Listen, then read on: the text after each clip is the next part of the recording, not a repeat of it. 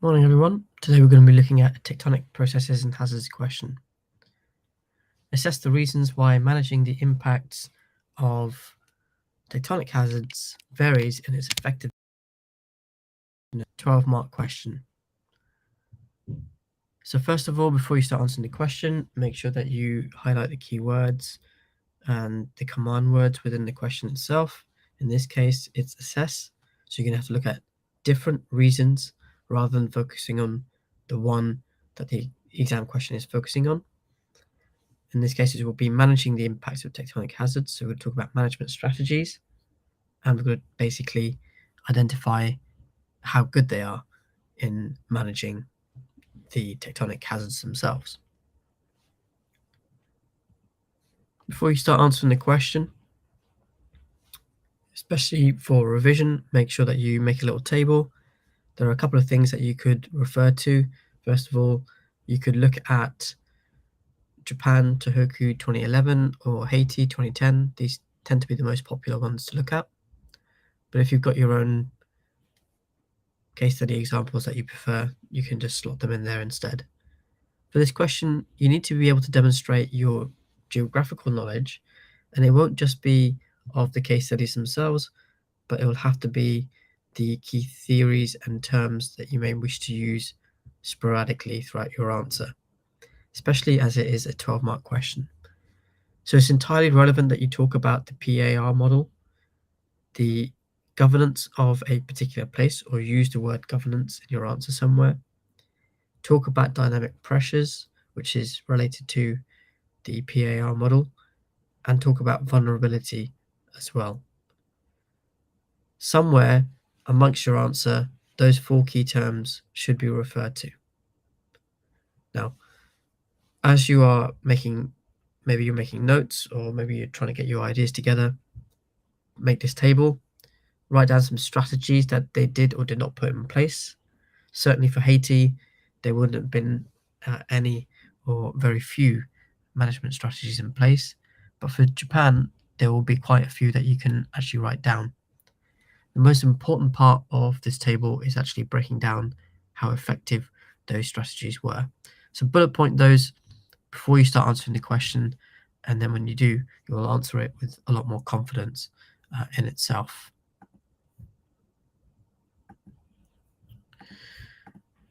So let's have a look at some answers. Managing the impact of tectonic hazards varies on multiple political, social, economic, and environmental reasons. This can be sought from the PAR model. The pressure and release model assesses a country's root causes, dynamic pressures, and unsafe conditions when analyzing a country's ability to manage the impacts of a particular tectonic hazard. The progression of vulnerability takes into account how effective a country may actually be in, therefore minimizing the impacts of tectonic hazards. So as an introduction, this is excellent because the candidate has identified very important key terms and ideas before they've gone into the rest of the answer itself. They've identified that there are political, social, economic, and environmental reasons, although it doesn't really mention any, but more important is that it talks about the PAR model and it demonstrates an understanding of that model and why that will be very, very much critical in identifying how effective a management strategy may be for that country itself. So for this answer, before you start writing the main body of your answer, it might be a good idea for you to break down the key components of what you'll be discussing in your answer, and in that way it shows the examiner from the start that you know what you're talking about, and then it gives them the structure of what you'll be writing in the rest of your answer. Sample answer 1. Modifying the event is extremely important when managing the impact of tectonic hazards and preventing the event from becoming a disaster. One way of managing the event is a seismic buildings and strong infrastructure. This could be seen in Japan tsunami 2011. Japan's strong infrastructure was efficient and effective in reducing the loss both socially and economically, reducing the short-term and long-term in terms of rebuilding impacts. Let's break this answer down further. The first sentence, modifying the event, is extremely important. I couldn't agree more. However, it's not been validated with a specific example. The second sentence, there is a identification of a case study example, as in the Japan tsunami 2011. And this candidate is right talking about that there are seismic buildings. I think they're referring to reinforced buildings, not seismic buildings, and strong infrastructure. However, no evidence is given of what that entails or how those buildings are protected. And that is kind of very, very much important in this answer because it's asking for how it's managed. It's not just saying what's done, it's saying how is it managed and how can it reduce the impacts of those particular tectonically active areas. And Japan's strong infrastructure was efficient and effective in reducing the loss both socially and economically. Okay, now it's talking about the effectiveness of it, but doesn't actually give any example of, 100,000 people were saved because of reinforced concrete buildings or reinforced steel buildings or whatever there might be. So overall, this is an example of a candidate who has generally the right ideas in mind. It does have the right structure in mind, but is missing the key detail demonstrating the understanding of the key issues, which is, if that's included, this mark would certainly go up quite significantly. So probably this would be a level 1 answer, uh, low level answer for this question. So would you only explain one management strategy for each case of example? You don't have to do it that way. If you want to, that's fine, but you can switch it up as well. Next answer. Next answer. First of all, the governance of the area, which is how well a place is very important to the management of tectonic hazards. So this is a good sentence to start with because the candidate has identified key term, governance being an important factor in how well a place is managed. The educational systems put in place for this population can be a big influence in the reaction of the population when the hazard hits. This is a very long-winded way of saying something quite simple, but nonetheless is a correct thing to say. So educational systems, it's a bit vague what that refers to, because an educational system could be primary education, secondary education, it could be tertiary education. So again, some validation here, perhaps even very quickly, just an example given of where this happens most frequently. Teaching people where to evacuate to is important. Agreed. In 2011 Tohoku earthquake and tsunami, the population knew how to evacuate to higher and open areas, resulting in an effective management of the hazard. So I think the candidate here is trying to say that they have yearly drills in Japan where they have an annual day where everybody pretends that there is an earthquake or a tsunami happening. And because they've had that experience of doing a drill, they are then prepared when the actual event happens and what to do. There is some misunderstanding in this sentence where it talks about evacuating to higher and open areas. For the Tohoku earthquake, particularly in the northeast of Japan, a lot of people moved up into buildings to get into higher ground, and they certainly weren't open areas. And a lot of the open areas that were there were quite significantly damaged by the tsunami wave itself, which resulted in a lot of people going missing and being washed out to sea. The third paragraph, the government makes important in deciding the infrastructure to invest in. Earthquake-proof buildings in areas such as New Zealand and San Francisco, so comparing a country to a city, will play a big role in minimizing the damage caused. Okay, Again, a very general sentence, absolutely correct in saying that it's the government's responsibility to invest in or make regulations which forces private institutions to put in earthquake-proof buildings or mitigation measures. But again, uh, there's no discussion of what those infrastructure will look like. There's no discussion of how they will be reinforced or protected, and there's no discussion on the effectiveness of that either. With the previous sentence about the moving up into higher and open areas, at least there was some discussion of the effectiveness of the strategy. But in the final sentence here, there isn't really that happening at all. It's just a statement that's being stated at the end. So if you wrote a paragraph like this would probably get you a low level mark. There are hints of strengths, for example, use of words such as governance and understanding that Japan is obviously a relevant case study to refer to, and that the government is very much an important actor in reducing the impacts of these tectonic events. However, with a little bit more discussion about or explanation or demonstration of your understanding of specific examples, combined with an analysis of the effectiveness of it, would lead to a significantly higher mark. So the structure is available here, which then needs to be built on further for a future redraft of this question. Next paragraph.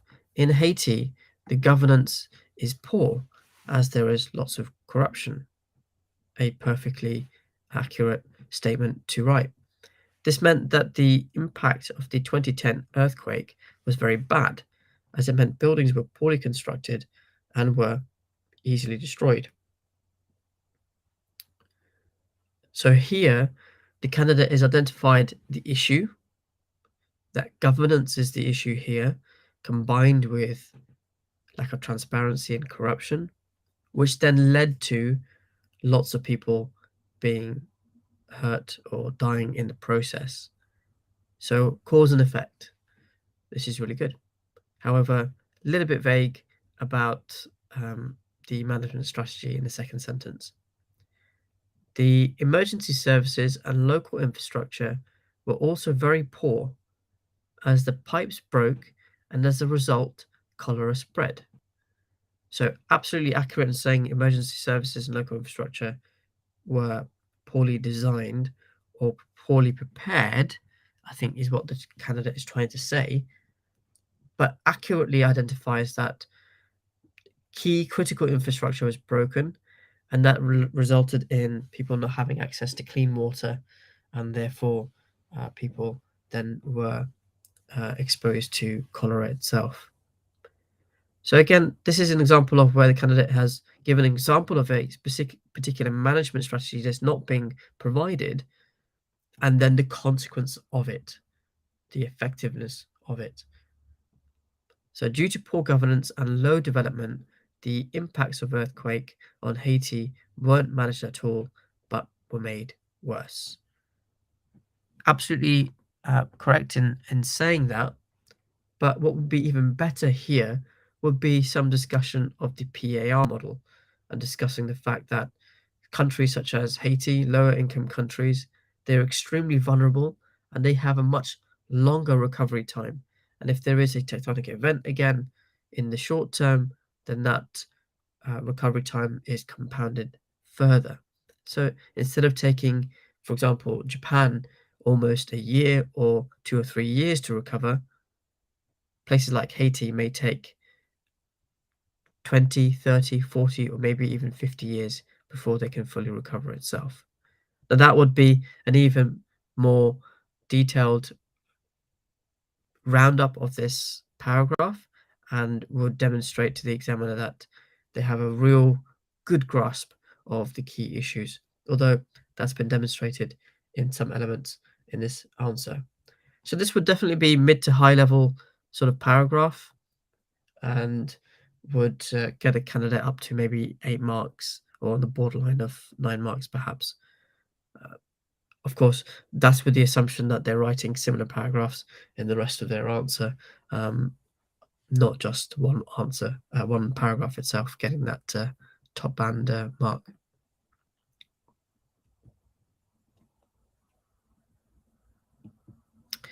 Okay, so next, prime example is the Haiti 2010 earthquake. So nothing's been said so far besides the fact that a case study's been identified.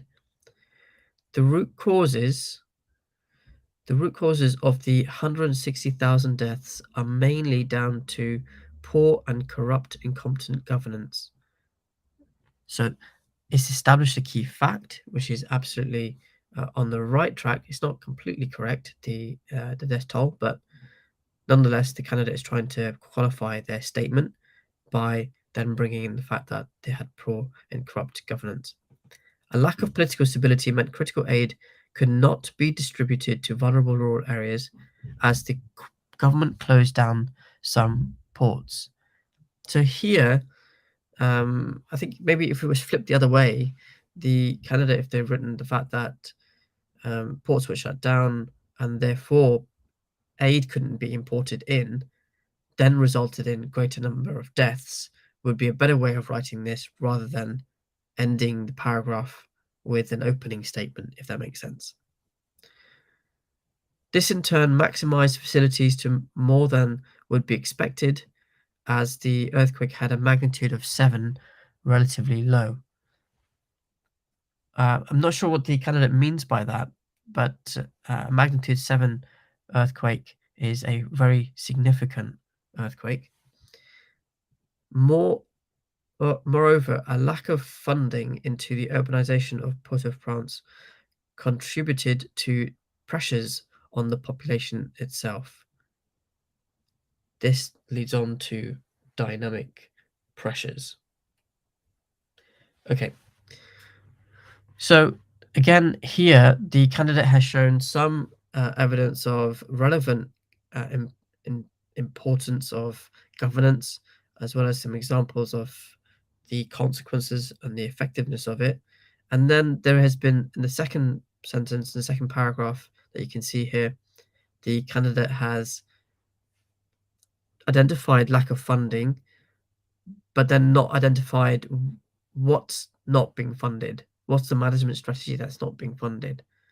And they then could have then tied that in with the consequences for the population itself, right? So that second paragraph doesn't really have much detail at all in it.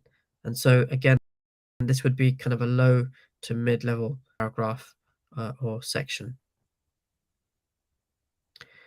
Okay, so Emma's got this question here. As evaluation, could you bring up that different countries have different financial, i.e. HIC versus LIC, which hinders their effectiveness in their management tectonic hazards? Yes, absolutely. But this question, you don't need to evaluate it at the end because it's an assessed question. All you're doing is talking about different factors or different management strategies and their effectiveness in the answer itself.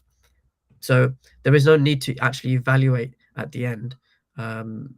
That's not going to get you any additional or higher level marks. It's the fact that you are saying that this is an example of a management strategy. This is the impact that it had, and overall it was or was not effective. So at the end of each paragraph, you should be doing those 3 steps as you go through your answer.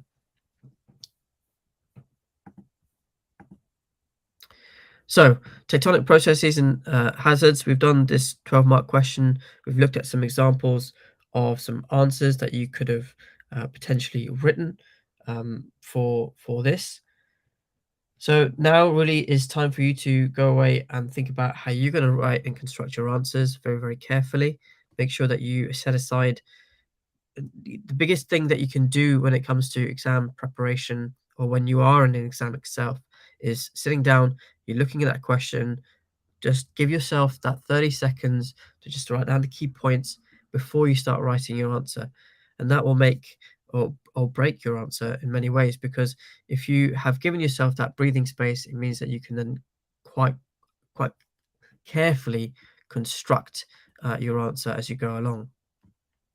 Now, for the summer exam, you might be wondering what relevance is the question that we've done today. So for papers 1 and 2 from the specification, section A and B from section 1.4 of the tectonic hazards section will come up. So you need to understand what a natural hazard is, what a disaster is, importance of vulnerability, the community's threshold for resilience, and you need to know the hazard risk equation. You also need to know the PAR model. So these are both sections A and B we've sort of covered in our question that we've looked at today, but also understand that they have complex interrelationships between the hazard and its wider context. For this question that we've just covered, that would be a very relevant thing to discuss. Now, for paper 3 specifically, you need to know the social and economic impacts of tectonic hazards on the people and the environment, as well as contrasting locations in the developed, emerging, and developing world. So, i.e., LICs, NEEs, and HICs. So hopefully that gives you good structure for what you need to be doing today to go and revise. My strong suggestion for you is sit down and write the question out.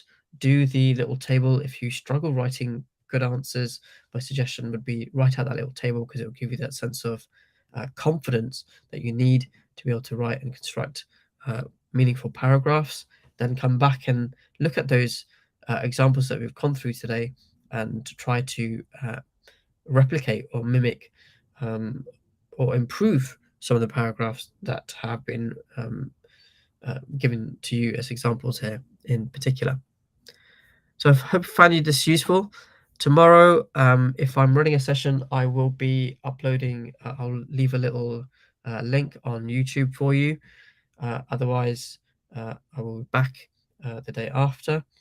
But if you do have any particular requests in the comments of the video, just post a comment just saying, "Sir, can you just please cover this this question or this topic?" And I'm more than happy to prep up something for you guys. So go away, enjoy writing your answer to this question, and I'll see you on the next revision session. Take care.